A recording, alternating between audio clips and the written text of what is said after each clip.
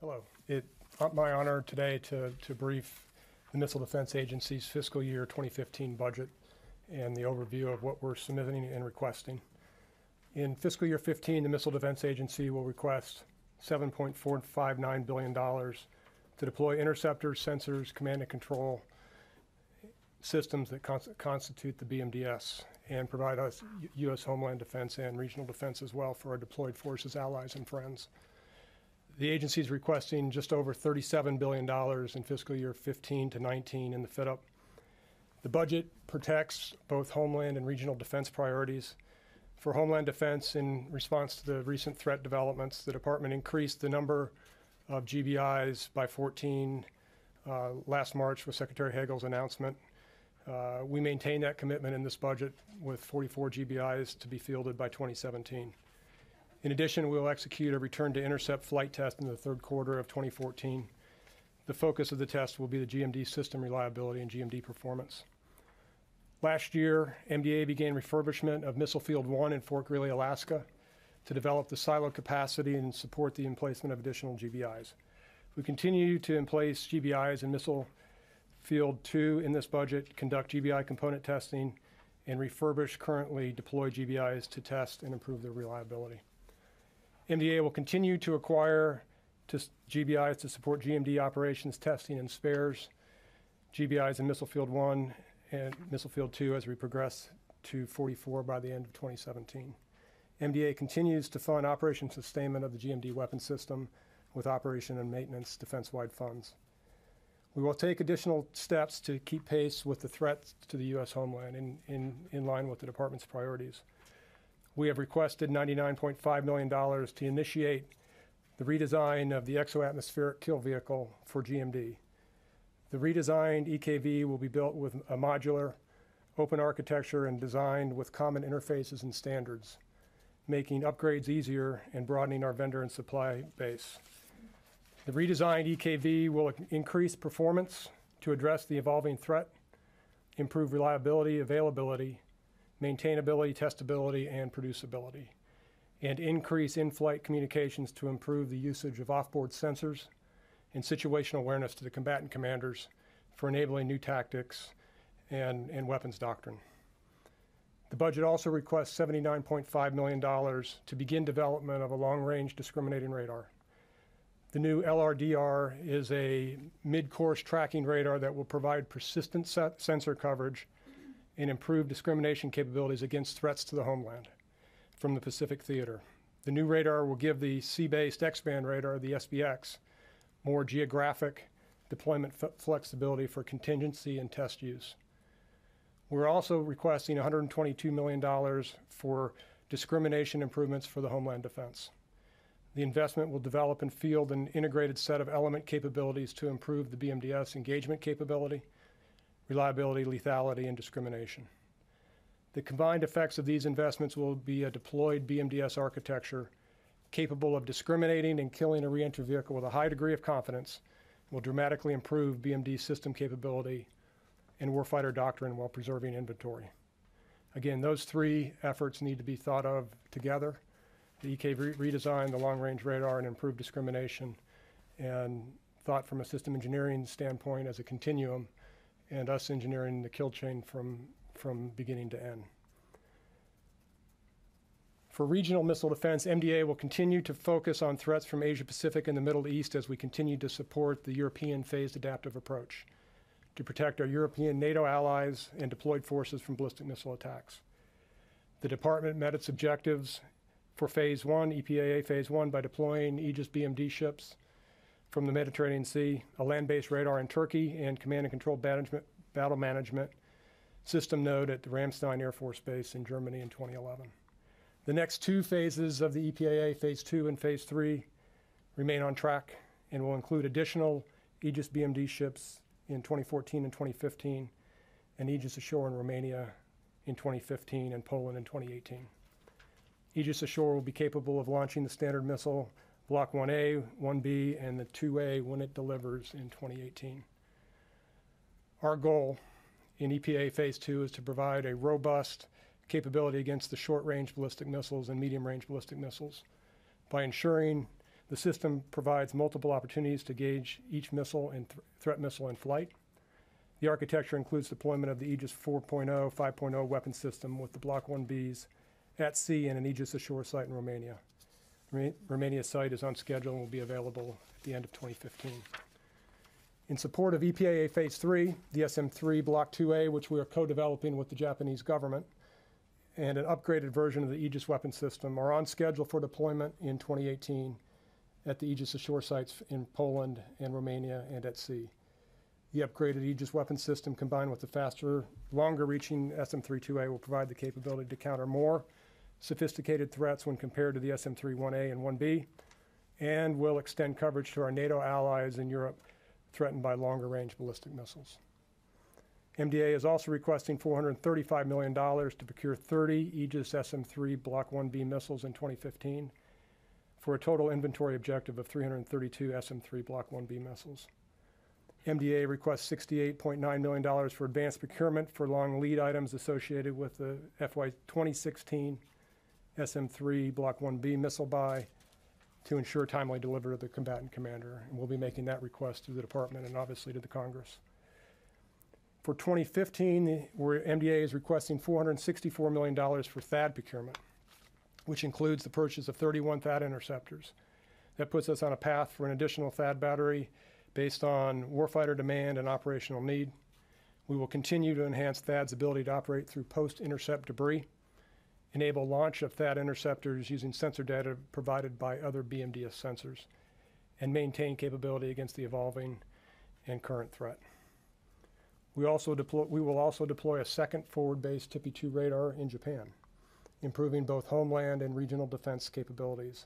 Increase in our global TPY-2 radar posture.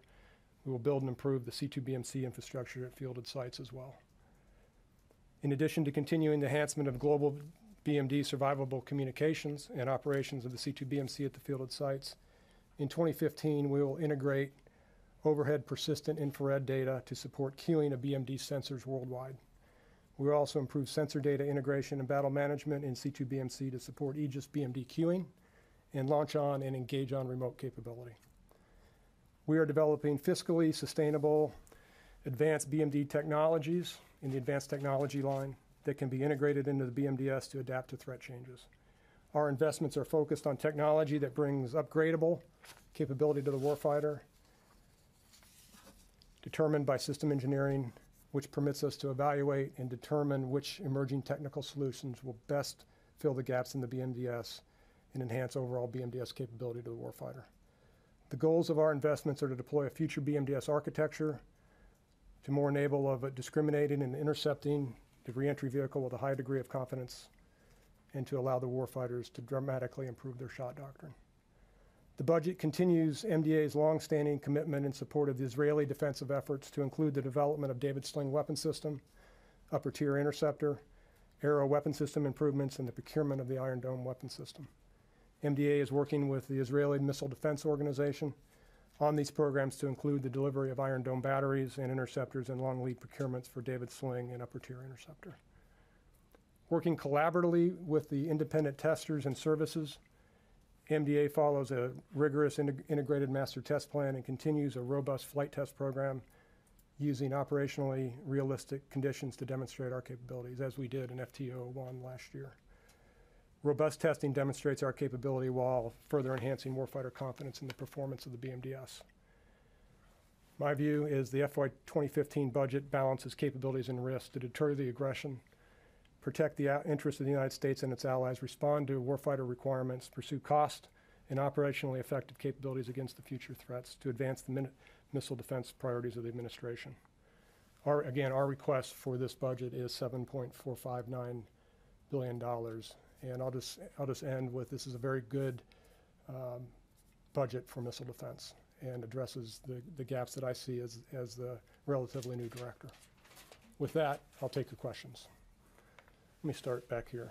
John Liang with Inside Missile Defense. Sir, that on the EKV redesign, is that solely a result of DOT&E's recommendation, or is there anything else within your office that brought about that decision? No, it's not solely the result of their recommendation.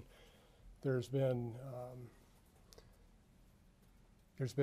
a long-standing need to increase the reliability of the EKV. And we've seen some of that with a couple of the flight test failures that have happened over the last 3 or 4 years. Again, these were fielded as prototypes, as I've said in my testimony, early on to address the urgent need with the direction that we would improve the system over time, and we're going to do that with this EKV redesign. Amy. So to follow up on John's question, could we get FIDUP numbers for the EKV redesign, the long-range radar, and then this DIHD? And I'm sure that'll come as a follow-up. But overall, is this a message that you're then going to spend more time and money tweaking EKV, or at some point will you cut the cord and go to a common kill vehicle? Because there's been rhetoric about that. The again, the effort of that we're undertaking in the GMD system, and I call it a system because it is a system, is in the EKV area in terms of a redesign that needs to happen and is now funded in the budget. The addition of a long-range discriminating radar and discrimination algorithms that need to be added into the command and control system. Those taken together form the continuum of where we need to be against the threat by 2020. And as funded and programmed, we will execute these to stay ahead of the current threat. It's just not about the EKV redesign.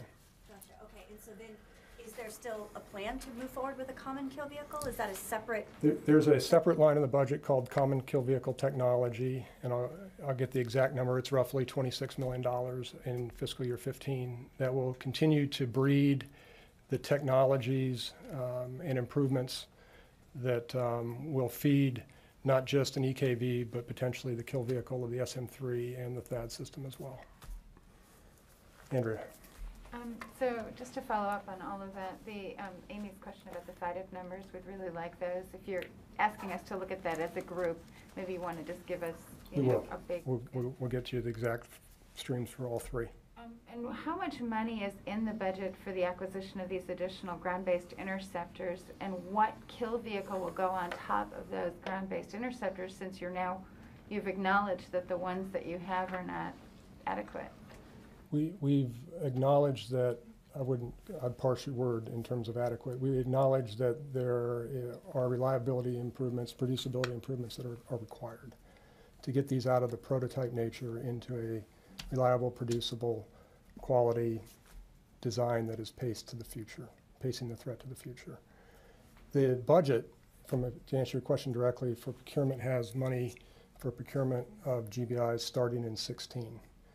And as I finalize the acquisition way ahead for the EKV, that will inform the department's strategy on those procurement dollars and what configuration those GBIs will be in. And have you made decisions yet on whether you will have that be a competitive process, or whether you will, award a contract to Raytheon to work on yet another design? We're looking at all the above options: competitive,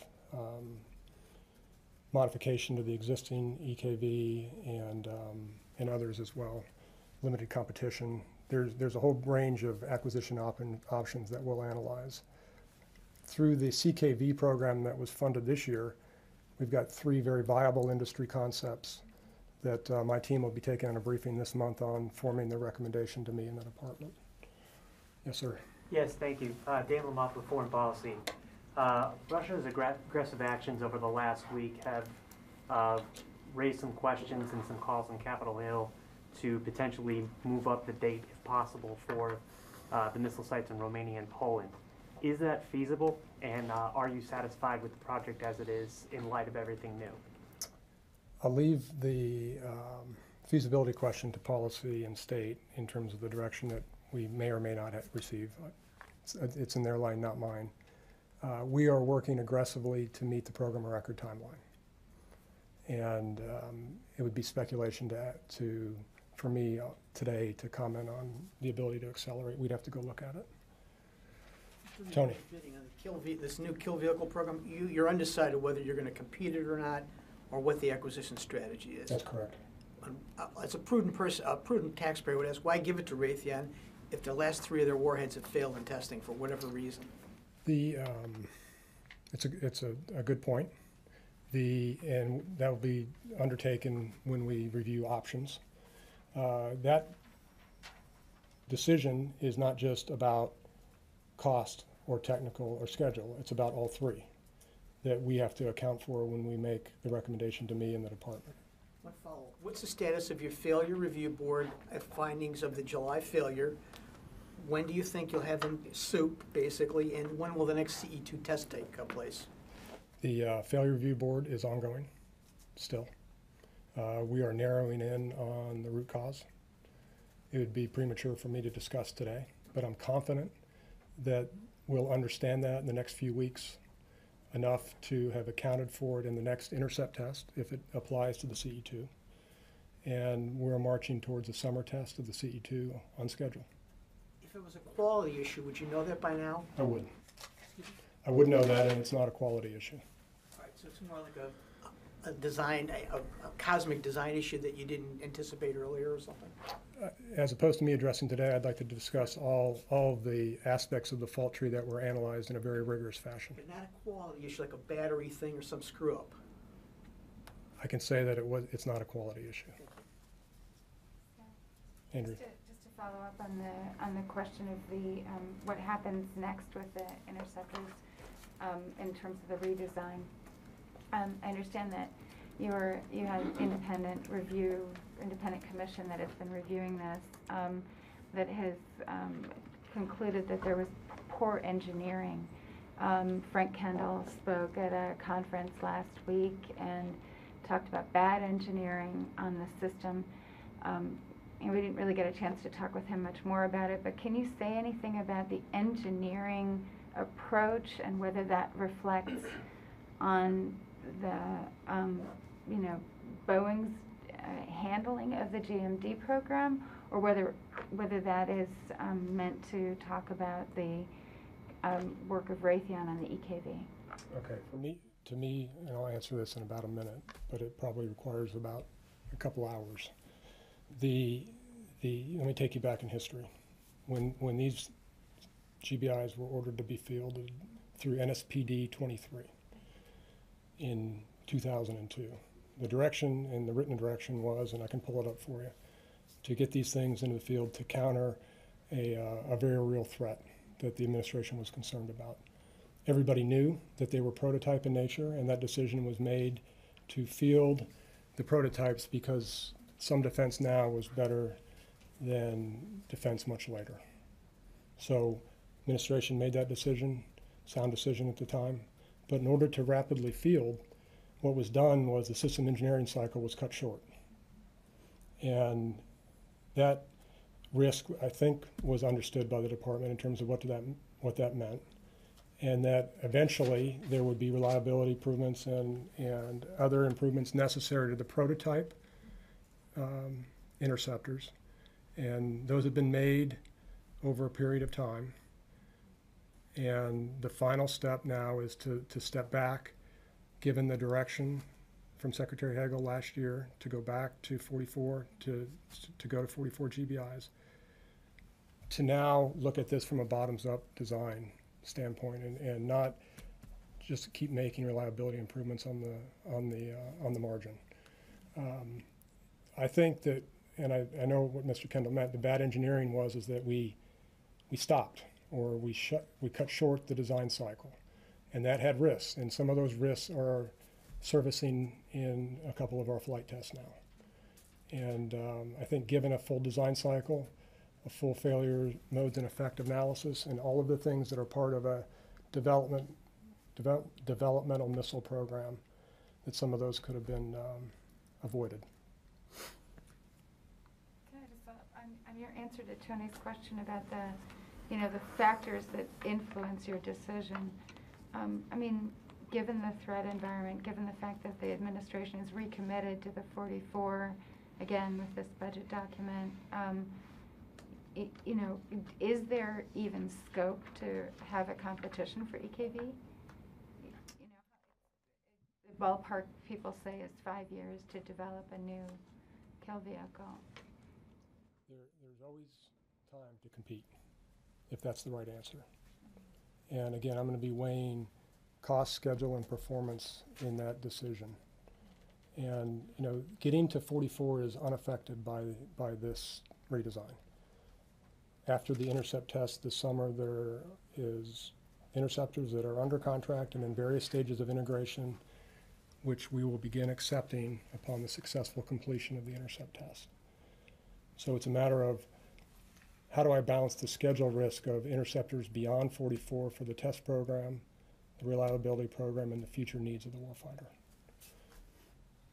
I would not shy away from competition if that was the right answer. The long-range discrimination radar, where would this be based? Has it been decided yet? What we said is the Pacific, and specifically we've talked about Alaska. But we're going to evaluate, we're going to do the diligence and evaluate all the possible alternatives in the Pacific. Yeah, Amy. So just to follow up on a few of these points, can you give us some notional IOC dates that you want to see that radar fielded, that you want to see this EKV redesign fielded? Do you have a ballpark? And some of the work that we've done with Stratcom previously under General Kaler in terms of, you know, where is the path and what is the vision for missile defense in the future. We've talked about these coming together before 2020.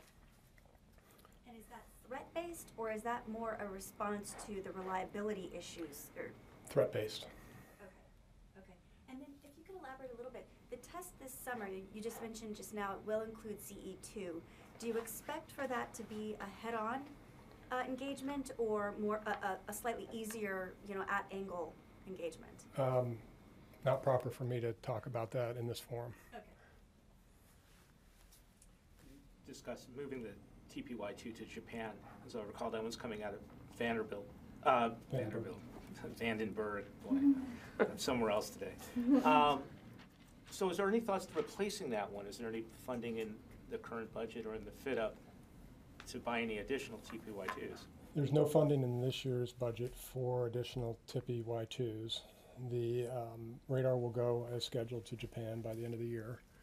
And the agreement that we'll have with the Army is that as we need a TPY-2 radar for testing, that we will use those radars that are designated for the THAAD batteries today. It'll be something that Jeff will evaluate in the future year budgets. Are you still confident that the Missile Field 1 refurbishment will be completed on time and on schedule? 100%. I was there a week ago. Going very, very well. Sir, can you give us a little bit more fidelity on what the discrimination improvements for Homeland Defense covers? It's a lot of money. It is. Must not be kill vehicle radar. So. It is the necessary algorithm work that needs to go on, the database updates that need to be incorporated in the GMD system for the current threat and the current threat characteristics. Okay. And it's a lot of engineering that will feed into that, and then we'll see that go to the system over the next few years. Okay. And then 2 points on sensors. Can you update us on what your plans, if any, are to do with the knowledge you've gleaned from what was known as the aviar testing, the UAV sensor testing, and also are there any plans on the books to do something as a follow-on to STSS? I'll take the second question first. We're working hard with our partners who do space for a living on what the follow-on system or capability will be and when it will be. Okay. The first part of your question was, what are we doing with airborne sensors, I believe? Yes, and we've got a lot of work going on with Phantom Eye out west, and some of the testing that we're getting ready to ramp up at high altitudes with the MTSB and C-balls. And we'll see, I think, a good demonstration of that in the next year. And then that'll inform our decision on what's the way ahead for that. But it's very important to look at this in a dual phenomenology sort of way with both RF and IR to help us solve the discrimination problem. Okay, but then on the STSS issue, you're confident that the STSS satellites will continue to endure and that there will be a gap? Because that's been something we've kind of heard over the years as a worry. They continue to perform their function, and I think they've performed beyond what we expected. And the life and fuel on board will, I think, be fine for the next few years. And we'll envision what that next follow-on capability is with Air Force and other partners. Last two questions.